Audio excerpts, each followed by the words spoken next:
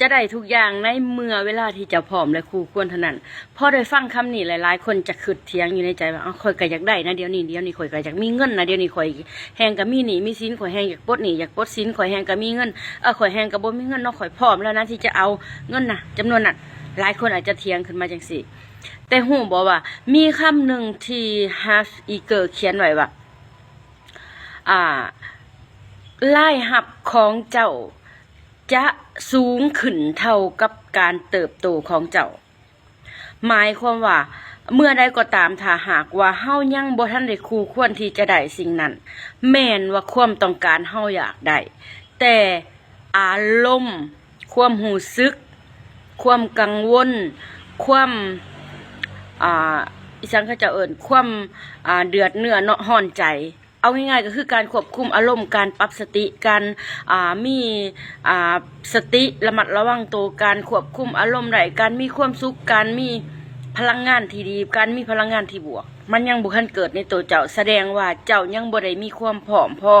ที่จะได้รับสิ่งใหม่ๆที่จะได้รับสิ่งใหญ่ๆเข้ามาในชีวิต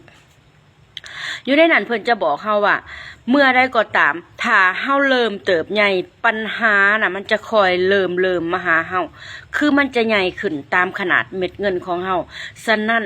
เมื่อใดก็ตามถ้าเฮาต้องการที่จะได้รับ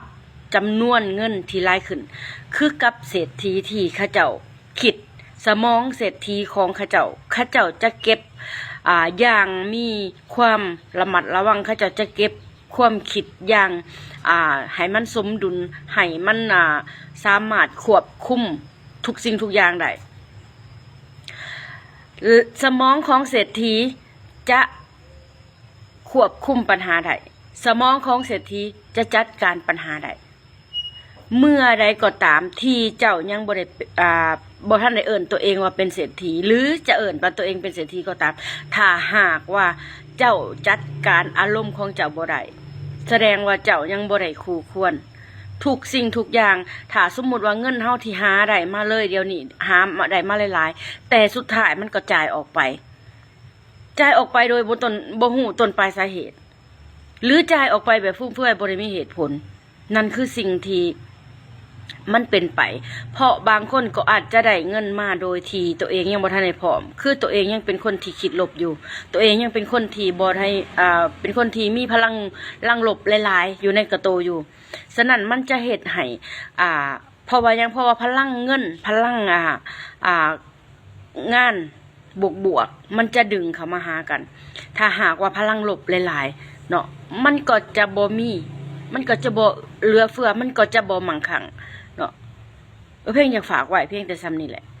เพลงกับมาตกผลึกในการที่อ่านปุ่มหัวนั้นแน่หัวนี้แน่แล้วก็ฟังคลิปของคนสำเร็จหลายๆคลิปเนาะฉะนั้นก็ฝากไว้ผู้ใดที่กำลังต้องการอยากเปลี่ยนแปลงชีวิตต้องการอยาก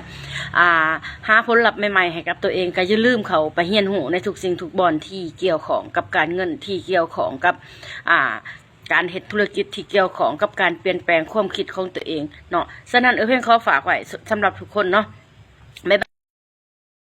าย